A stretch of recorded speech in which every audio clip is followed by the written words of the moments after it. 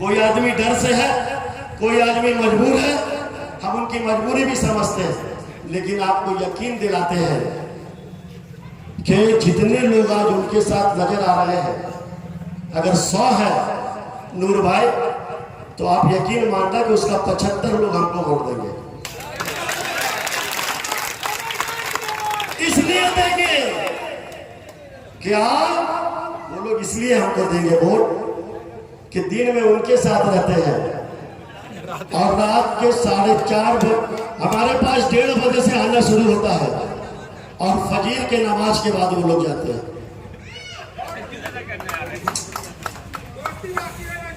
एकदम हम तो दुश्मन को भी पाकीज़ा सजा देते हैं, हम तो दुश्मन को भी पाकीज़ा सजा देते हैं, हाथ मिलाते नहीं, नजरों से गिरा देते हैं।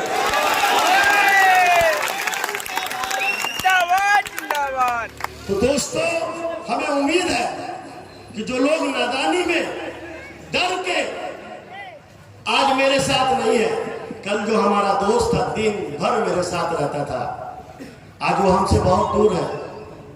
अफसोस है, हालात उसके ऐसे हो गए, जबरन उसको मर्डर केस में उसका नाम डाल दिया गया।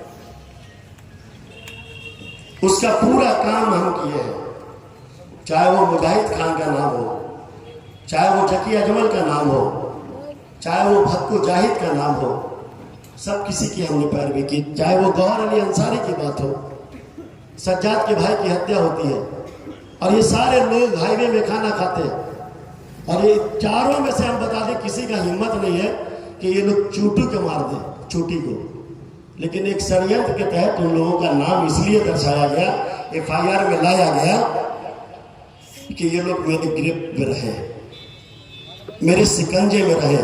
बाबर खान का भी नाम देने का प्रयास हो रहा था, हम उस वक्त गोपालगंज में थे, अलाउद्दीन भाई आपके साथ बैठे हुए थे कि यहाँ सज्जाद का हत्या हो गया, ऐसा ऐसा हमारा भी प्रयास हो रहा था, लेकिन अल्लाह ने बचाया। आज वैसी ताकतों को वो पुलिस के यहाँ प्रशासनिक पदाधिकारी से साठगांठ करके उनका चार्जशीट नहीं होने दे रहे हैं। इसलिए नहीं होने दे रहे हैं कि वो लोग जैसे ही फ्री होगा वो लोग भी आपके साथ शामिल होकर के MIM जिंदाबाद का नारा लगाएगा। इसलिए उन लोगों को अपनी गिरफ्त में रख करके आज मजबूर करके उनको अपने साथ घुमा रहे हैं। आज मेरे कौम के लोगों से, मैं अपने भाइयों से 13 तारीख के बाद तमाम लोग मिलेंगे और इंशाअल्लाह सर झुका के नहीं, सर उठा के मिलेंगे, नजर को भी गिरा के नहीं, नजर मिला के मिलेंगे। लेकिन उन भाइयों से गुजारिश है कि जो लोग के घर में 2-2 बलात्कार का आरोपी हो, सुनिए मेरी बात नूर भाई, जिस घर में 2-2 लोग बलात्कार के आरोपी हो, उसके घर में आप 500 रुपए देकर के, 1000 रुपया देकर के मेरी माँ और बहनों को भेज रहे हो। शर्म करो, शर्म करो मेरे भाई। आप कहां भेज रहे हो? आप कहां भेज रहे हो अपनी माँ बहन को? तुम भेज रहे हो या बेच रहे हो? सही बताना, बताइए हमको कि सारे लोगों को पता है कि उस घर में 2-2 आदमी बलात्कार का आरोपी है, उसके बावजूद भी आप बहला फुसला करके उसके इज्जत के साथ, हमारी माँ और बहनों की इज्जत के साथ आप खिलवाड़ कर रहे हैं। खुदा न खास्ता कोई अगर मामला बन जाए तो हमारी कौम शर्मिंदा होगी और हम केवल अफसोस ही कर सकते हैं। ऐसा काम मत कीजिए, ऐसा काम बहला फुसला करके मत कीजिए। अगर आपकी शक्ति है, आपकी ताकत है तो आप उनको दीजिए, लेकिन उस घर में मत भेजिए जिस घर से शिलान्यास का पूजन हुआ था। एक वाकया बताते हैं, बस 4 मिनट में खत्म करेंगे। 4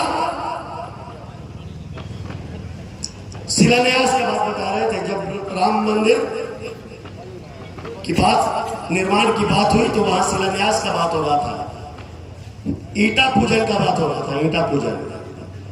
ईटा पूजन का शुरुआत जमशेदपुर से शुरू हुआ और जमशेदपुर से 2 नंबर रोड बारी मस्जिद होते हुए उसको पार्टी जाना था।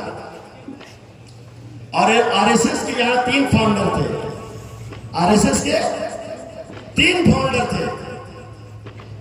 उसमें से एक फाउंडर थे मनोज कुमार गुप्ता, जो यहाँ के दरोगा थे, जो अपनी सास को गोली मार करके अभी जेल से निकले हैं। मनोज कुमार गुप्ता, पता है मोर भाई? तो नहीं मालूम है, आप जानते हैं, कदमा में रहते हैं, सुनारी में रहते हैं। और दूसरे थे पवन सिंह, जो बहुत खास है हेमंत सोरेन जी का, उसके अब्बा थे। पवन सिंह का नाम जानते हैं आप लोग? आप जानते हैं।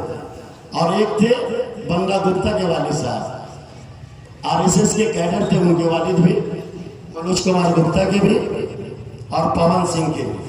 यही 3 आदमी राम मंदिर ईटा पूजन जमशेदपुर में करवाकर उन लोगों का ये एक मिजाज बना था कि हम ईटा पूजन करके 2 नंबर रोड से जाएंगे और शहर को दंगा के आग में झोंक देंगे। और उस वक्त बहुत माहौल तनावपूर्ण बना हुआ था। इस बीच